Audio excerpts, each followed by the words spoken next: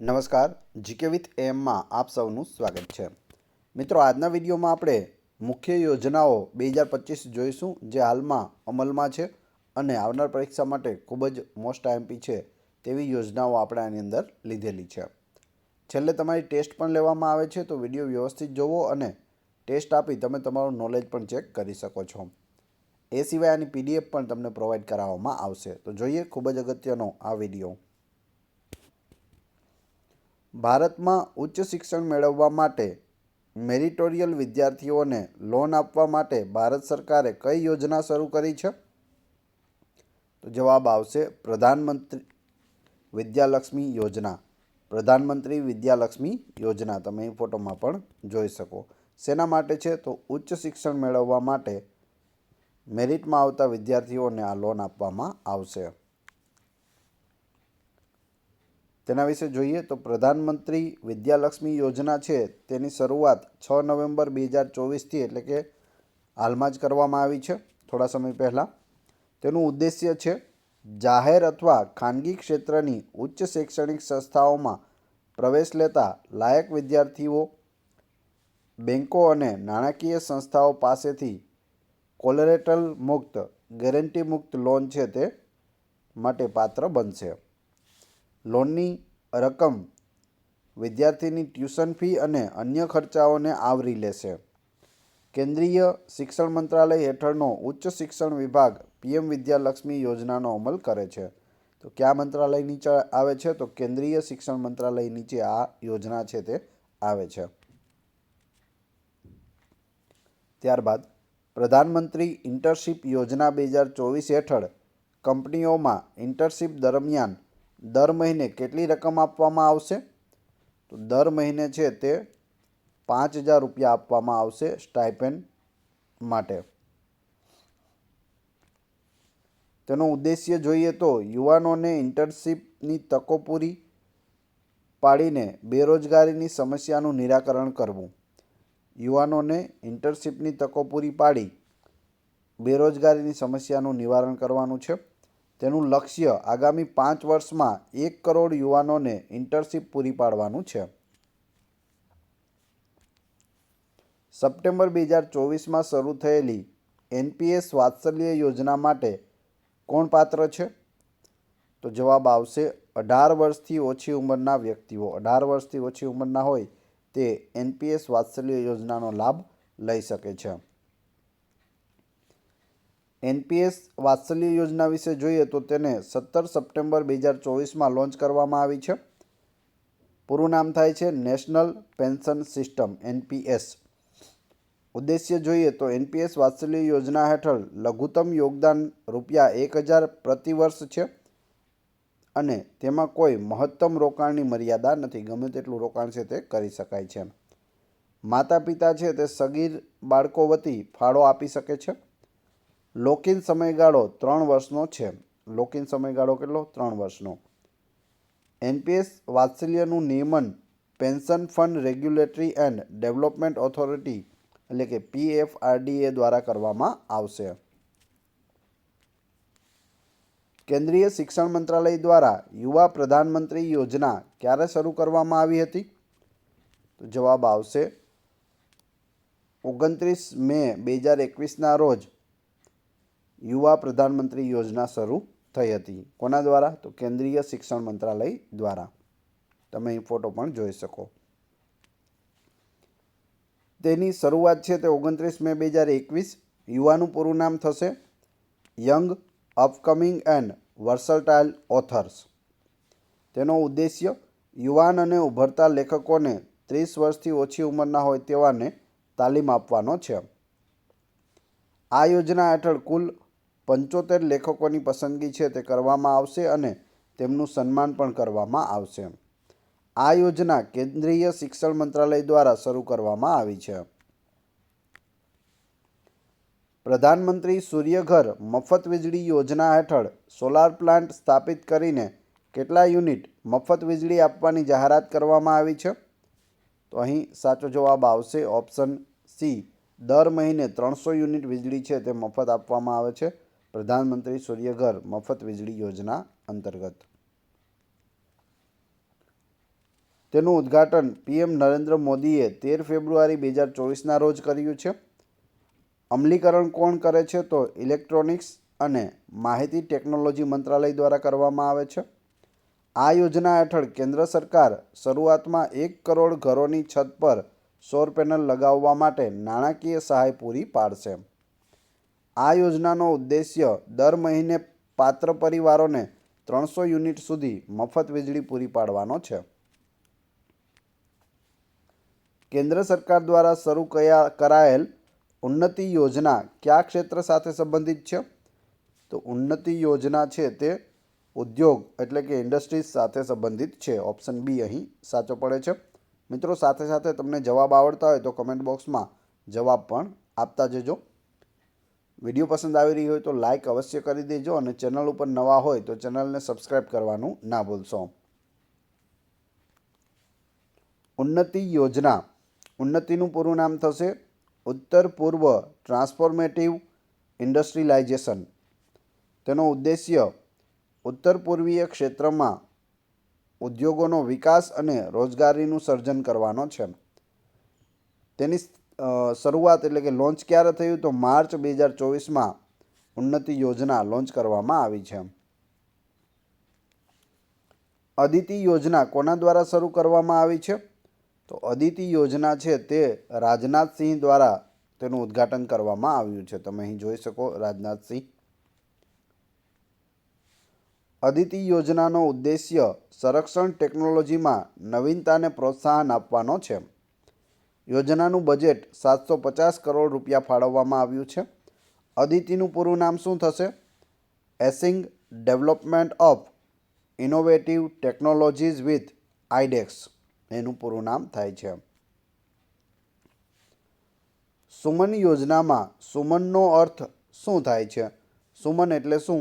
તો જવાબ આવશે સુરક્ષિત માતૃત્વ. ઓપ્શન બી, સુરક્ષિત માતૃત્વ. સુમન યોજના. સુમન યોજના હેઠળ સરકાર ગર્ભવતી મહિલાઓનો ખર્ચ ઉઠાવશે. શરૂઆત તેની છે તે 10 ઓક્ટોબર 2019થી થઈ છે. કેન્દ્ર સરકારે 100% સુરક્ષિત ડિલિવરી માટે સુમન યોજના શરૂ કરી છે. સુમનનો અર્થ સુરક્ષિત માતૃત્વની ખાતરી આપવાનો થાય છે. આ યોજના હેઠળ સગર્ભા સ્ત્રીઓને ડિલિવરી પહેલાં 4 વખત મફત તપાસ કરવાનો અધિકાર હશે, જેથી સ્ત્રી તેમજ તેમના ગર્ભમાં ઉછરતા બાળકના સ્વાસ્થ્યની જાળવણી જે જાણકારી છે તે મળી શકે. કેન્દ્રીય પૃથ્વી વિજ્ઞાન મંત્રાલય દ્વારા આબોહવા પરિવર્તનને સમજવા માટે કઈ યોજના શરૂ કરવામાં આવી છે? તો જવાબ આવશે પૃથ્વી વિજ્ઞાન યોજના. કોના દ્વારા શરૂ થઈ છે? કેન્દ્રીય પૃથ્વી વિજ્ઞાન મંત્રાલય દ્વારા. કીર્તિ કાર્યક્રમ કયા મંત્રાલય દ્વારા શરૂ કરવામાં આવ્યો છે? કીર્તિ કાર્યક્રમ છે તે જવાબ આવશે ઓપ્શન એ, યુવા બાબતો અને રમતગમત મંત્રાલય દ્વારા શરૂ કરવામાં આવ્યો છે.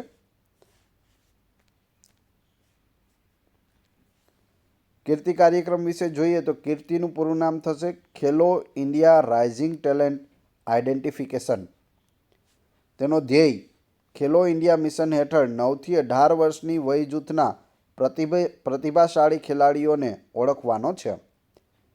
કયા મંત્રાલય અંતર્ગત છે આ? તો યુવા બાબતો અને રમતગમત મંત્રાલય દ્વારા કીર્તિ કાર્યક્રમ ચલાવવામાં આવી રહ્યો છે. આદિવાસી ગૌરવ દિવસ પર પીએમ મોદીએ આદિવાસી જૂથો એટલે કે એસટી માટે કઈ યોજના શરૂ કરી છે? તો તે છે ઓપ્શન એ, પીએમ પીવીટીજી વિકાસ યોજના. તમે અહીં ફોટોમાં પણ જોઈ શકો છો. પીએમ મોદીએ આદિવાસી ગૌરવ દિવસ એટલે કે 15 નવેમ્બર 2023ના રોજ ઝારખંડમાં પીએમ પીવીટીજી વિકાસ મિશન છે તે શરૂ કર્યું છે. રૂપિયા 24,000 કરોડની આ યોજના છે. તેનો ઉદ્દેશ્ય આદિવાસી લોકો, ખાસ કરીને નબળા આદિવાસી જૂથોનો સર્વાંગી વિકાસ સુનિશ્ચિત કરવાનો છે. પીવીટીજીએસનું પૂરું થશે પર્ટિક્યુલરલી વલ્નરેબલ ટ્રાઇબલ ગ્રુપ્સ. આદિવાસી જૂથોમાં પીવીટીજી સૌથી નબળા છે. હાલમાં આ શ્રેણીમાં 75 આદિવાસી જૂથોનો સમાવેશ કરવામાં આવ્યો છે. પ્રધાનમંત્રી ગરીબ કલ્યાણ અન્ન યોજના ક્યાં સુધી લંબાવવામાં આવશે? PMGKAY એ ક્યાં સુધી લંબાવવામાં આવશે? તો તે 2028 સુધી લંબાવવામાં આવશે અને આની અંદર 5 કિલો ઘઉં અથવા તો ચોખા છે તે મફતમાં આપવામાં આવે છે. કેન્દ્ર સરકારે સગીર બળાત્કાર પીડિતો માટે કઈ યોજના શરૂ કરી છે? તો જવાબ આવશે મિશન વાત્સલ્ય યોજના. સગીર બળાત્કાર પીડિતો માટે મિશન વાત્સલ્ય યોજના. યોજના જાહેર છે તે 2021માં આરોગ્ય અને પરિવાર કલ્યાણ મંત્રાલય દ્વારા કરવામાં આવી હતી. યોજનાનો અમલ 1 એપ્રિલ 2022થી શરૂ થયો છે. તેનો ઉદ્દેશ્ય છે દેશના બાળકો માટે સ્વસ્થ અને સુખી બાળપણ સુનિશ્ચિત કરવું. વૈકલ્પિક ખાતરોને પ્રોત્સાહન આપવા માટે અને રાસાયણિક ખાતરોનો ઉપયોગ ઘટાડવાના ઉદ્દેશ્યથી કેન્દ્ર સરકારે કઈ યોજના શરૂ કરી છે? તો જવાબ આવશે PM પ્રણામ યોજના. પૂછવામાં આવે PM પ્રણામ યોજના કોને લગતી છે? તો વૈકલ્પિક ખાતરોને પ્રોત્સાહન આપવું અને રાસાયણિક ખાતરોનો ઉપયોગ ઘટાડવા માટેની આ યોજના છે. PM પ્રણામનું પૂરું નામ થશે promotion of alternate nutritions four agriculture management યોજના. તેનો ઉદ્દેશ્ય જોઈએ તો જૈવિક ખાતરો અને કાર્બનિક ખાતરોના મિશ્રણ સાથે ખાતરોના સંતુલિત ઉપયોગને પ્રોત્સાહન આપવું છે. રામસર સ્થળોના સંરક્ષણ માટે વડાપ્રધાન નરેન્દ્ર મોદીએ કઈ યોજના શરૂ કરી છે? જવાબ આવશે અમૃત ધરોહર યોજના. Option A. શેના માટે છે? તો આપણા જે ભારતમાં રામસર સ્થળો આવેલા છે તેના સંરક્ષણ માટેની આ યોજના છે. ગામડાઓમાં ગાયના છાણ સહિતના જૈવ કચરામાંથી બાયોગેસ અને કાર્બનિક ખાતર બનાવવાના ઉદ્દેશ્યથી કેન્દ્ર સરકારે કઈ યોજના શરૂ કરી છે? તો એ કરી છે ગોબરધન યોજના. ઓપ્શન એ અહીં સાચો ઉત્તર છે. 2023ના સ્વતંત્રતા દિવસ નિમિત્તે પ્રધાનમંત્રી નરેન્દ્ર મોદીએ કઈ યોજનાઓની જાહેરાત કરી હતી? તો તે યોજનાઓ છે વિશ્વકર્મા યોજના, લખપતિ દીદી યોજના અને ગરીબ શહેરી આવાસ યોજના. એટલે જવાબ આવશે ઉપરોક્ત બધા. 3 યોજનાઓની જાહેરાત છે તે 2023 સ્વતંત્રતા દિવસ એટલે 15 ઓગસ્ટ 2023ના રોજ આની જાહેરાત કરવામાં આવી છે. તેના વિશે જોઈ લઈએ. PM વિશ્વકર્મા યોજના છે. આ યોજના વાણંદ, લુહાર, સોની અને મોચીના ઉત્થાનના ઉદ્દેશ્યથી શરૂ કરવામાં આવી છે. આમાં 10,000થી લઈને 10 લાખ રૂપિયા સુધીની નાણાકીય સહાય છે તે પૂરી પાડવામાં આવશે. ત્યારબાદ બીજી યોજના છે લખપતિ દીદી યોજના. આ યોજનાનો ઉદ્દેશ્ય દેશભરની 2 કરોડ મહિલાઓને કૌશલ્ય તાલીમ આપવાનો છે. ત્રીજું છે ગરીબ શહેરી આવાસ યોજના. આ યોજના હેઠળ ભાડાના મકાનોમાં રહેતા નબળા આવક જૂથ એટલે કે EWS અને ઓછી આવક જૂથ એટલે કે LIGના શહેરી નાગરિકોને મકાન ખરીદવા માટે બેંક લોન પર ડિસ્કાઉન્ટ આપવામાં આવશે. તાજેતરમાં PM ઈ-બસ સેવા યોજના મંજૂર કરવામાં આવી હતી. આ અંતર્ગત દેશના 169 શહેરોમાં કેટલી ઇલેક્ટ્રિક બસો દોડાવવામાં આવશે? તો જવાબ આવશે 10,000 ઇલેક્ટ્રિક બસો છે તે દોડાવવામાં આવશે. કઈ યોજના છે? PM ઈ-બસ સેવા યોજના. નયા સવેરા યોજના કયા કેન્દ્રીય મંત્રાલય દ્વારા શરૂ કરવામાં આવી હતી? નયા સવેરા યોજના છે તે કેન્દ્રીય લઘુમતી બાબતોનું મંત્રાલય છે તેના દ્વારા શરૂ કરવામાં આવી છે. ઓપ્શન બી સાચો જવાબ છે. તેને 2017માં લોન્ચ કરવામાં આવી હતી. તેનું અમલીકરણ કોણ કરે છે? તો લઘુમતી કલ્યાણ મંત્રી કરે છે. જે મંત્રાલય છે તે કરે છે. તેનો ઉદ્દેશ્ય લઘુમતી સમુદાયોના વિદ્યાર્થીઓને સશક્ત બનાવવાનો અને તેમને સ્પર્ધાત્મક પરીક્ષાઓ માટે તૈયાર કરવાનો છે. આયુષ્યમાન ભારત ડિજિટલ મિશન ક્યારે શરૂ કરવામાં આવ્યું? તો તે 27 સપ્ટેમ્બર 2021ના રોજ શરૂ કરવામાં આવ્યું Ayushman Bharat Digital Mission. Ayushman Bharat Digital Mission એ 27 સપ્ટેમ્બર 2021ના રોજ લોન્ચ કરવામાં આવ્યું. તેનું અમલીકરણ છે તે આરોગ્ય અને પરિવાર કલ્યાણ મંત્રાલય દ્વારા કરવામાં આવે છે. ઉદ્દેશ્ય દેશભરમાં આરોગ્ય સેવાઓનું ડિજિટાઇઝેશન છે તે કરવામાં આવશે. તો જે આરોગ્ય સેવાઓ છે તેને ડિજિટલ બનાવવામાં આવી છે. કયા કેન્દ્રીય મંત્રાલયે નવી સ્વર્ણિમ યોજના શરૂ કરી છે? નવી સ્વર્ણિમ યોજના છે તે સામાજિક ન્યાય અને સશક્તિકરણ મંત્રાલયે શરૂ કરી છે. હાથ અને ઓજારોથી કામ કરતા કારીગરો અને શિલ્પકારોને કૌશલ્ય તાલીમ અને નાણાકીય સહાય પૂરી પાડવા માટે કેન્દ્ર સરકારે કઈ યોજના શરૂ કરી છે? તો એ યોજના છે PM વિશ્વકર્મા કૌશલ સમ્માન યોજના. શેના માટે છે? તો હાથ અને ઓજારોથી કામ કરતા કારીગરો અને શિલ્પકારોને કૌશલ્ય તાલીમ આપવા માટેની આ યોજના છે. ઉદ્દેશ્ય PM વિશ્વકર્મા યોજના હેઠળ લોકોને મફત વ્યાવસાયિક કૌશલ્ય તાલીમ આપવામાં આવશે. પ્રધાનમંત્રી વિશ્વકર્મા યોજના હેઠળ તાલીમ દરમિયાન વ્યક્તિને દરરોજ ₹500નું સ્ટાઇપેન્ડ છે તે આપવામાં આવશે. તાજેતરમાં મહિલા સન્માન બચત પ્રમાણપત્ર યોજનાની જાહેરાત કોણે કરી છે? જવાબ આવશે નિર્મલા સીતારમણે મહિલા સન્માન બચત પ્રમાણપત્રની જાહેરાત કરી છે, જે આપણા નાણામંત્રી છે નિર્મલા સીતારમણ. વર્તમાન સુરક્ષા પડકારોનો સામનો કરવા માટે સંરક્ષણ મંત્રી રાજનાથસિંહ દ્વારા કયો પ્રોજેક્ટ શરૂ કરવામાં આવ્યો છે? તો જવાબ આવશે પ્રોજેક્ટ ઉદ્ભવ શરૂ કરવામાં આવ્યો છે. કોના દ્વારા? તો આપણા સંરક્ષણ મંત્રી રાજનાથસિંહ દ્વારા કરવામાં આવ્યો છે. તેના વિશે જોઈએ. પ્રોજેક્ટ ઉદ્ભવ ભારતીય ગ્રંથોમાંથી મેળવેલા પ્રાચીન જ્ઞાન જેમ કે યુદ્ધકળા, રાજદ્વારી અને ભવ્ય વ્યૂહરચનાને આધુનિક લશ્કરી પદ્ધતિઓ સાથે મિશ્રિત કરવાની ભારતીય સેનાની એક પહેલ છે, જે વર્તમાન સુરક્ષા પડકારોનો સામનો કરવા માટે છે.